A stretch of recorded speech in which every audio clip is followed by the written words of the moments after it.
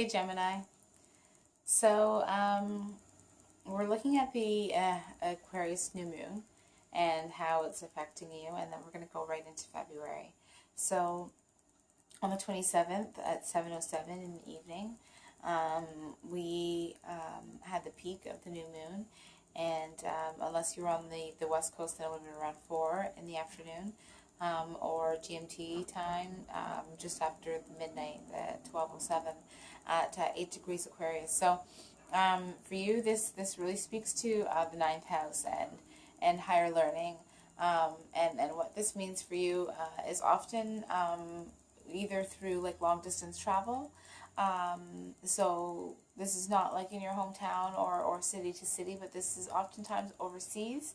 And the learnings that we get from experiencing other cultures, essentially. Also, this can show up as actual formal learning. So this can actually see you going back to school or doing, it doesn't have to be a degree, but it can be just a certificate program or some kind of education. Oftentimes, if it is education, it will be like post-secondary institutions, or it can also be a type of workshop that really expands your mind, your philosophies, because this is really where Jupiter and the ninth house speak to and represent. So for you in the ninth house, this could also be. It doesn't have to be formal learning. It can be learning through spiritual means or spiritual experiences, and this can take many forms. But as I said, oftentimes it's through travel, education, and esoteric arts. So also.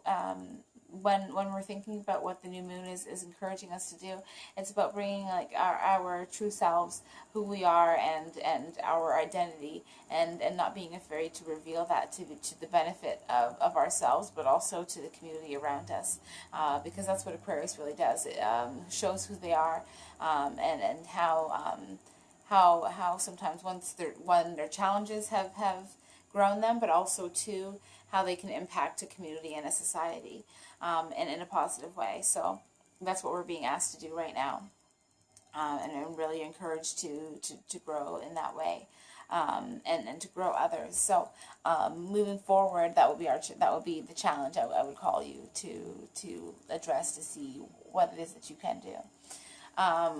So for moving forward, Mercury in Capricorn, for you is conversations around the 8th house. This can be debt.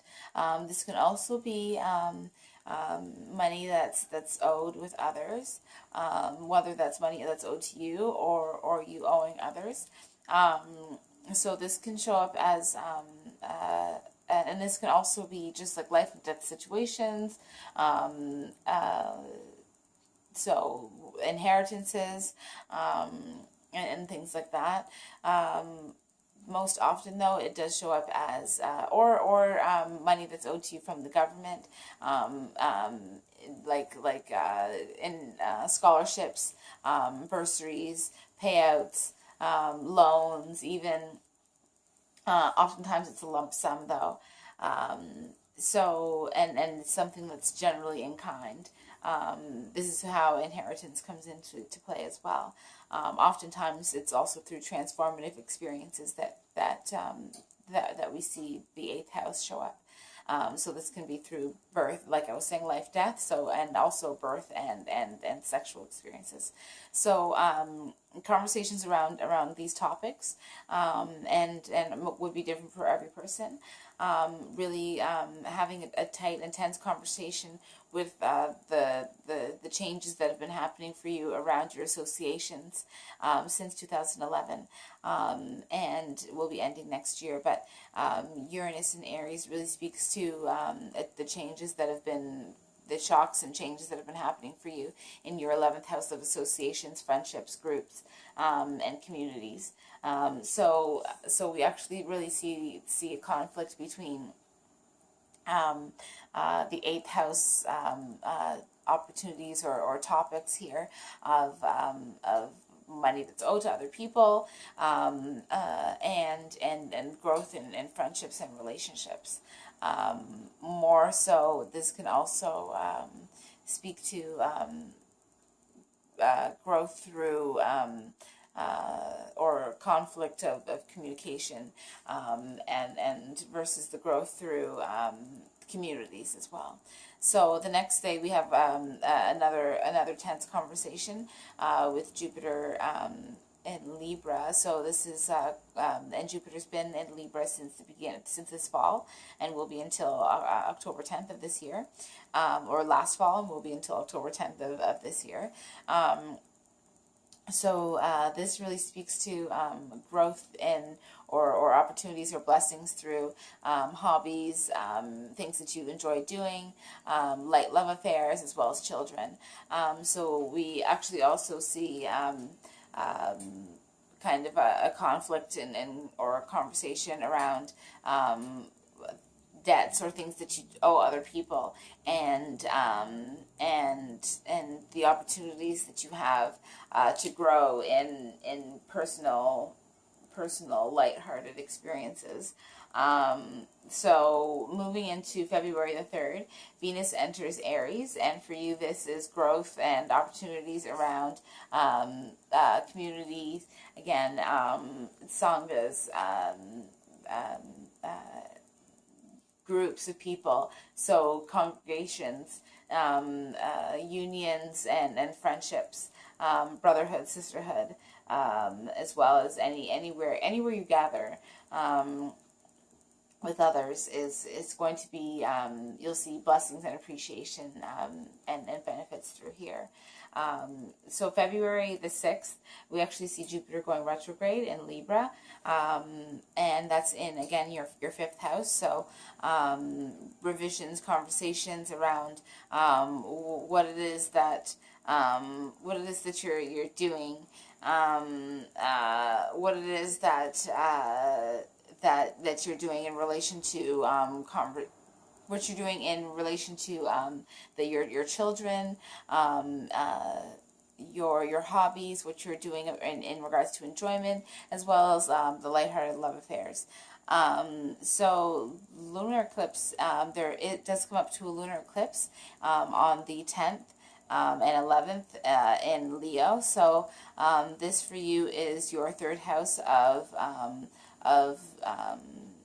short distance travel, commuting, getting around.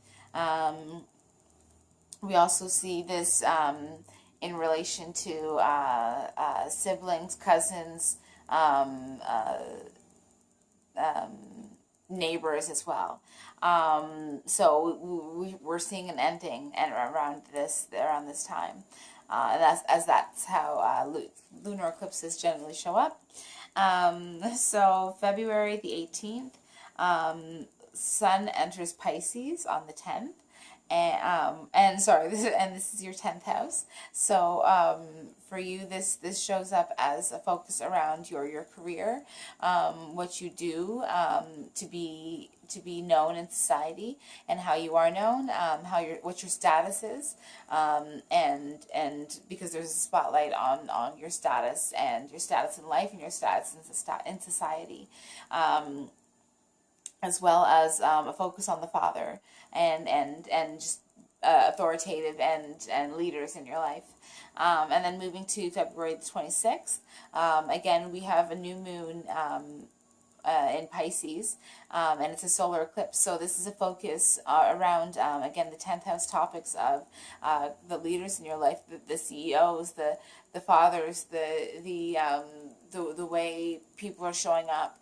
There are new beginnings here, and new opportunities to grow, and the best thing to do in this situation is really to take in the benefits of the previous new moon, and to apply the lessons. So ultimately, that is ultimately bringing in more of yourself, your wounds, who you are ultimately, to be able to bless others through your own experiences.